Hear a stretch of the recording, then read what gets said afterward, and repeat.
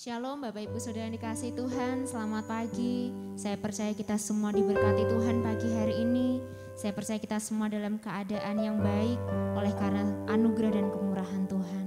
Mari Bapak Ibu Saudara, saya ajak pagi hari ini kita bersama-sama naikkan syukur kita buat Tuhan. Karena Dia Allah yang setia, Dia Allah yang mulia, Dia Allah yang kaya anugerah untuk kita semua.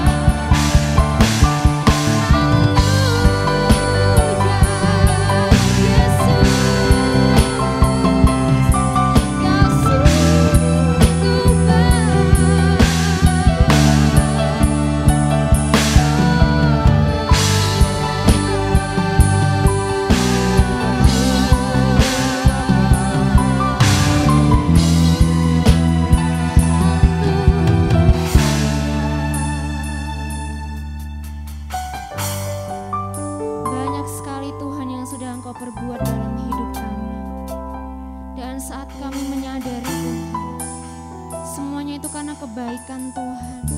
Semuanya karena anugerah Tuhan. Semuanya karena kasih setia dan kemurahan Tuhan. Terima kasih Tuhan, terima kasih. Kami mengucap syukur. Dan inilah isi hati kami Tuhan. Kami bersyukur kepada Engkau ya Tuhan. Terima kasih Bapa. Bila Engkau yang hadir saat ini Tuhan melawat setiap jemaat-Mu pagi hari ini. Terpujilah nama-Mu Tuhan. Di dalam satu nama Tuhan Yesus Kristus kami sudah berdoa dan bersyukur. Mari kita katakan sama-sama amin. Puji nama Tuhan. Shalom saudara. Shalom, puji Tuhan. Ada sukacita pagi hari ini. Kita mau menyanyi buat Tuhan. Kita mau masuk gerbang Tuhan dengan hati yang penuh ucapan syukur. Amin.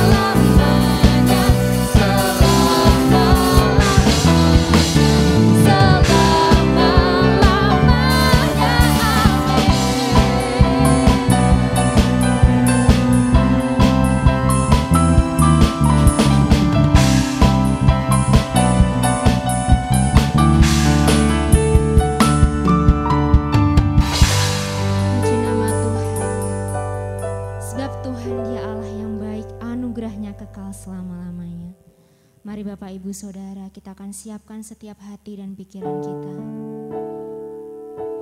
Kita mau mendengarkan kebenaran firman Tuhan. Oh, haleluya Yesus.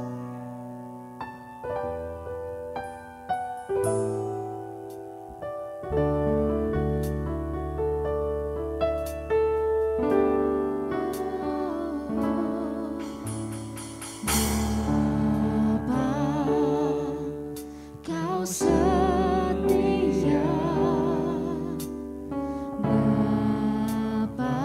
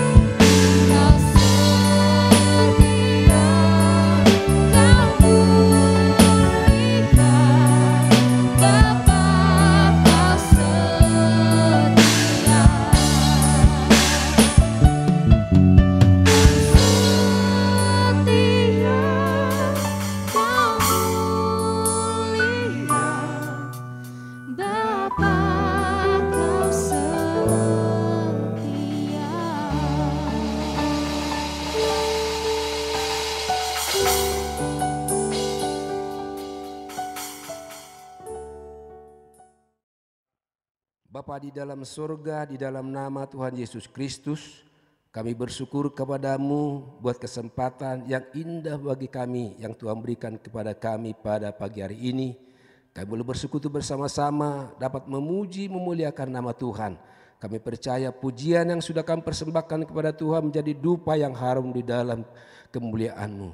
Terima kasih Bapa, sebentar kami akan belajar kebenaran firman-Mu, jamah hati kami, kuasai hati kami, dan terutama hamba-Mu yang akan menyampaikan, biarlah Roh Kudus-Mu yang berkata-kata melalui mulut bibir hamba-Mu untuk menyampaikan isi hati-Mu, sehingga kami semua yang hadir diberkati oleh Tuhan.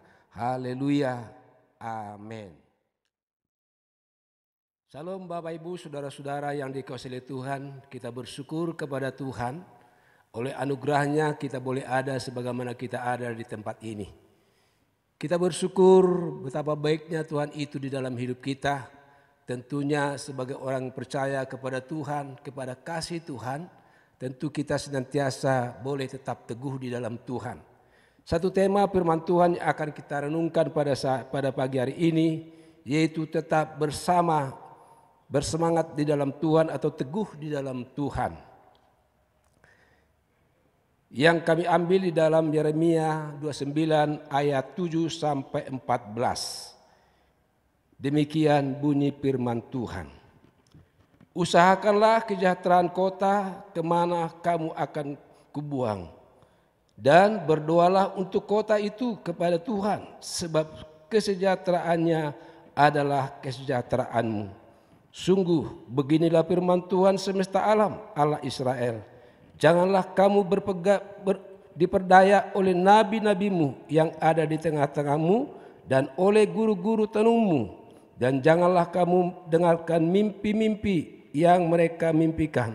Sebab mereka bernubuat palsu kepadamu demi namaku. Aku tidak mengutus mereka, demikianlah firman Tuhan. Sampai ayat ini dulu saudara. Bapak Ibu saudara-saudara yang dikasihi Tuhan. Satu tema firman Tuhan pada saat itu yaitu tetap bersemangat atau teguh di dalam Tuhan. Apa ciri orang yang teguh atau bersemangat di dalam Tuhan? Yang pertama saudara, tidak mau menyerah, tidak putus asa, punya pengharapan. Yaitu dalam ayat 7a. Begini bunyinya, bekerjalah untuk kesejahteraan kota tempat kamu kubuang. Jadi Bapak Ibu Saudara kasih Tuhan, bagaimana Yeremia menasihati umat Tuhan pada waktu itu, di mana umat Tuhan ini berada di dalam pembuangan, itu di Babel. Ya saudara, mereka sebagai tawanan, mereka sebagai orang yang ditawan oleh kerajaan Babel pada waktu itu saudara.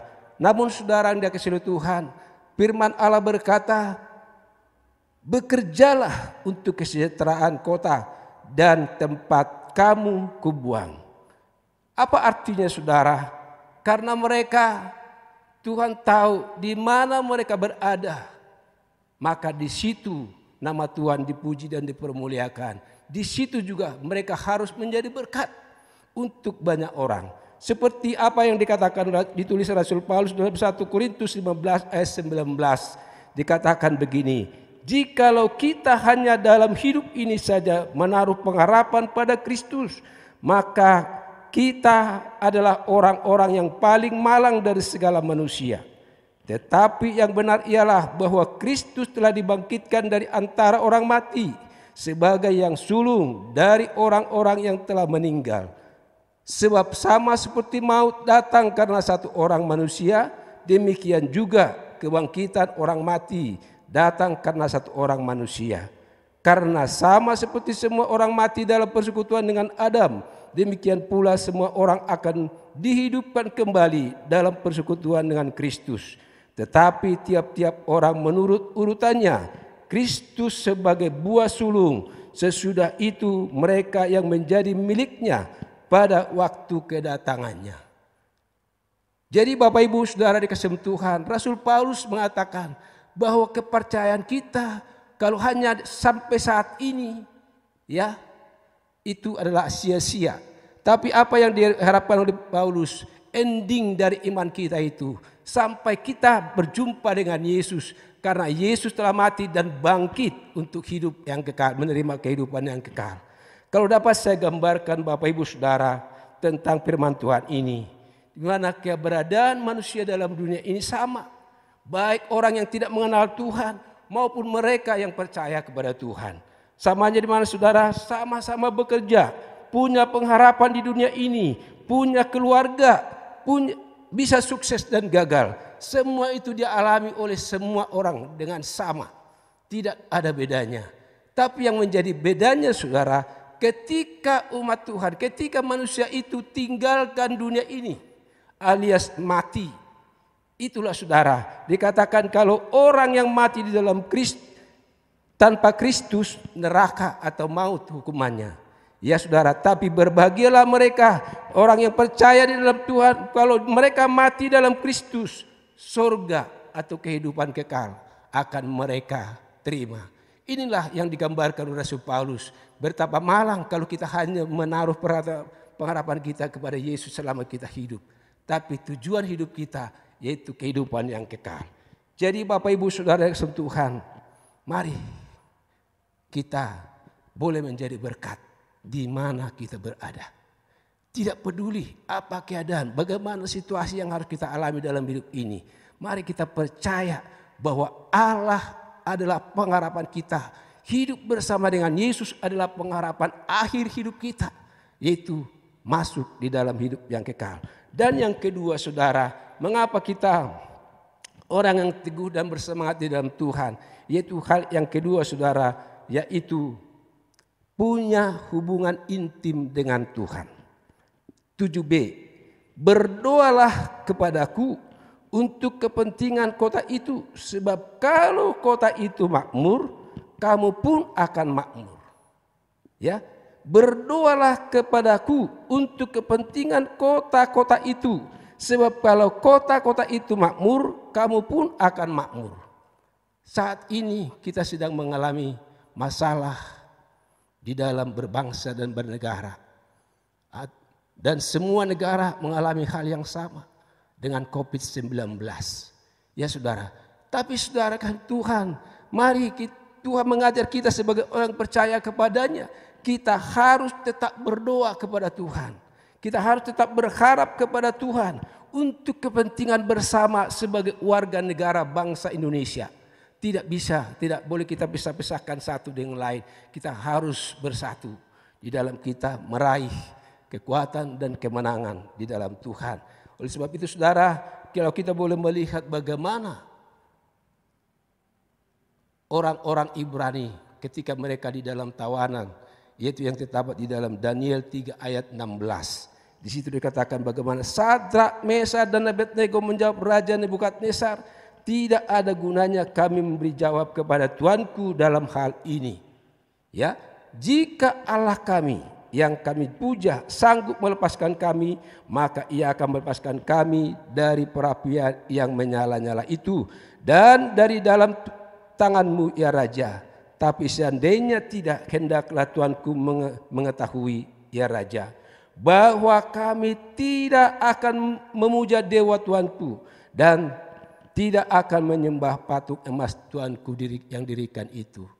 Jadi saudara, satu pengertian pemahaman dari orang percaya bahwa ketika mereka berharap kepada Tuhan, mereka tahu ada pertolongan Tuhan, ada berkat Tuhan yang akan mereka terima.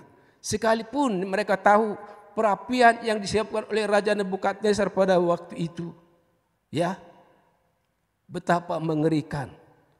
Tapi apa yang terjadi? Mereka tetap memilih Tuhan.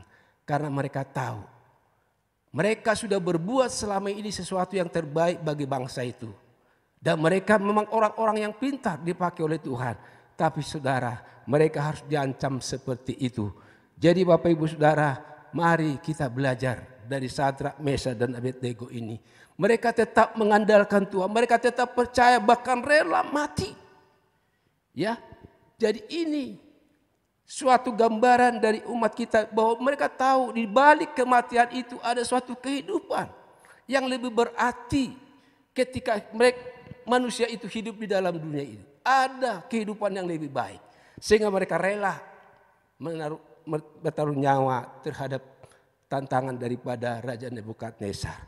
Dan yang ketiga saudara, mengapa kita tidak boleh lemah atau patah semangat di dalam hidup kita? Yang ketiga, tidak mudah. Jangan gampang ditipu. Jangan gampang diperdaya. Sekarang ini banyak orang yang diperdaya karena sulitnya ekonomi mungkin. Karena beratnya beban hidup. Mereka tinggalkan Tuhan. Mereka meninggalkan iman percaya mereka. Karena ada iming-iming dari sebelah, dari sana, dari luar. Dan dikatakan, kalau kamu begini, begitu, kamu akan saya beri makan. Tapi saudara yang disayang Tuhan, ini adalah tipuan yang disampaikan oleh iblis kepada manusia.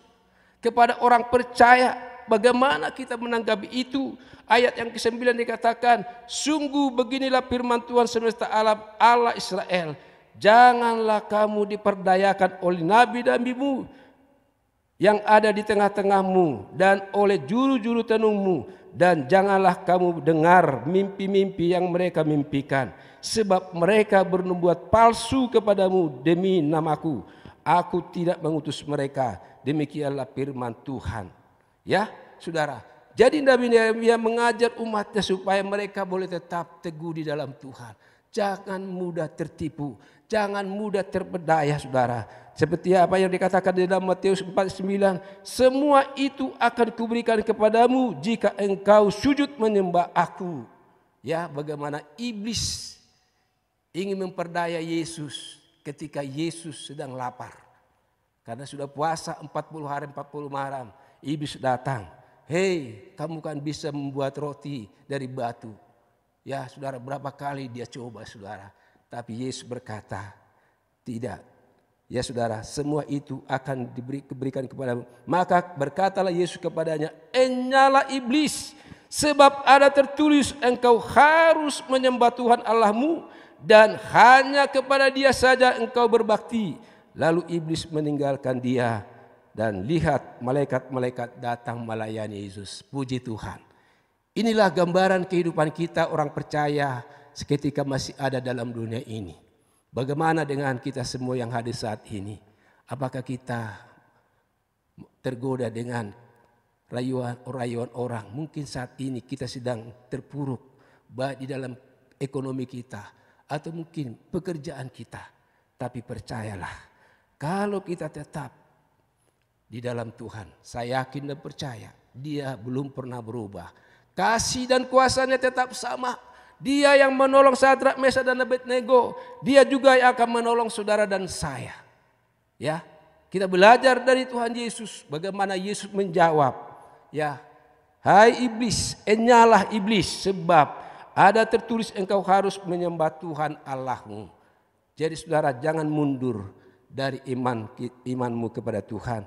2 Korintus 12 ayat 8 dikatakan, tentang hal itu aku sudah 3 kali berseru kepada Tuhan supaya utusan iblis itu mundur daripadaku. Ini juga Paulus juga menghadapi hal yang sama.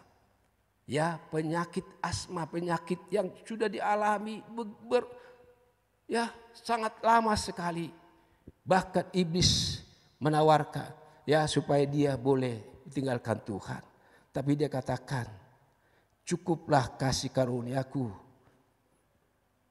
bagimu, sebab justru dalam kelemahanlah kuasaku menjadi sempurna.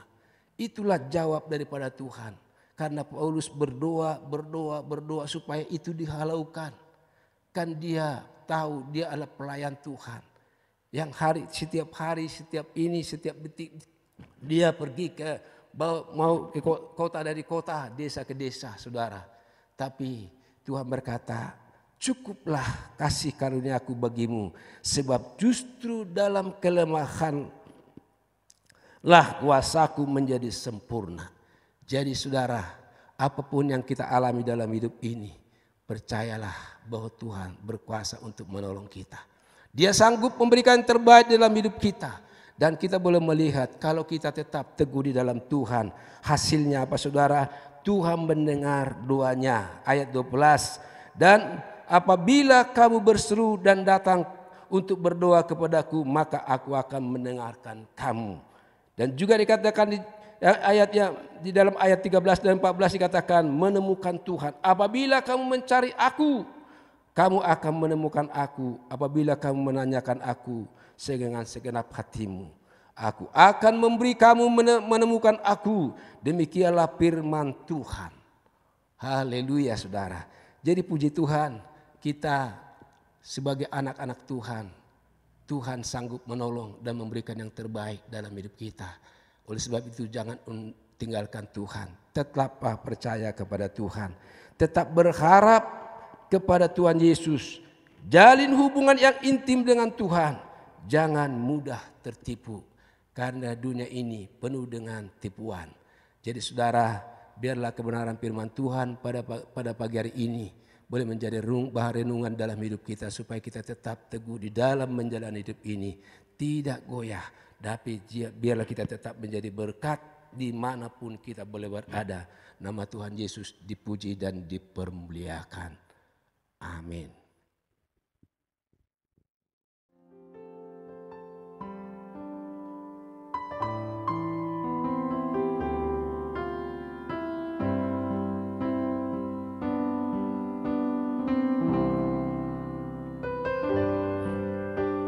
Saat ku tak melihat jalanmu, saat ku tak mengerti rencanamu, namun tetap ku pegang janjimu.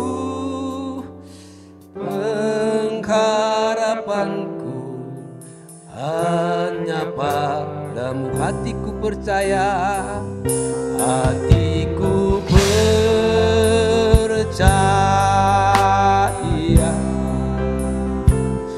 hatiku percaya,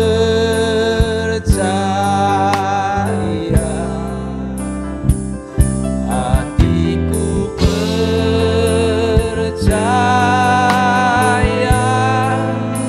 selalu ku percaya,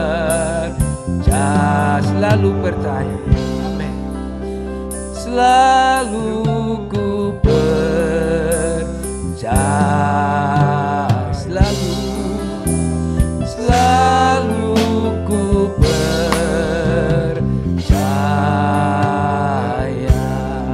Haleluya. Mari kita berdoa. Sungguh Tuhan, hati kami percaya akan kuasa-Mu. Kami bersyukur buat kebenaran firman-Mu yang kembali mengingatkan kami, supaya kami tetap teguh di dalam Engkau, di dalam perjalanan kami di dalam dunia ini, yang kami sadar banyak masalah, banyak rintangan, banyak hal yang harus kami hadapi. Namun kami bersyukur firman-Mu boleh menguatkan kami, supaya kami tetap teguh di dalam Tuhan, tidak mudah ditipu, tapi kami tetap menjalin hubungan kami dengan Engkau. Tuhan, terima kasih buat kebenaran firman-Mu.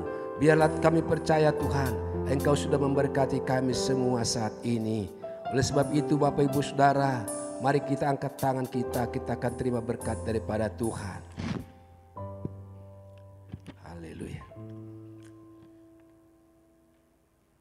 Marilah kita pulang dengan membawa berkat anugerah kasih sayang daripada Allah Bapa, cinta kasih dan damai sejahtera daripada Tuhan kita Yesus Kristus, dengan persekutuan Roh-Nya yang kudus, menyertai, memimpin jalan-jalan hidup kita, bahkan menerangi jalan-jalan hidupmu dengan terang sinar kemuliaan-Nya, dari saat ini sampai Maranatha Tuhan Yesus datang kali yang kedua. Kita katakan amin.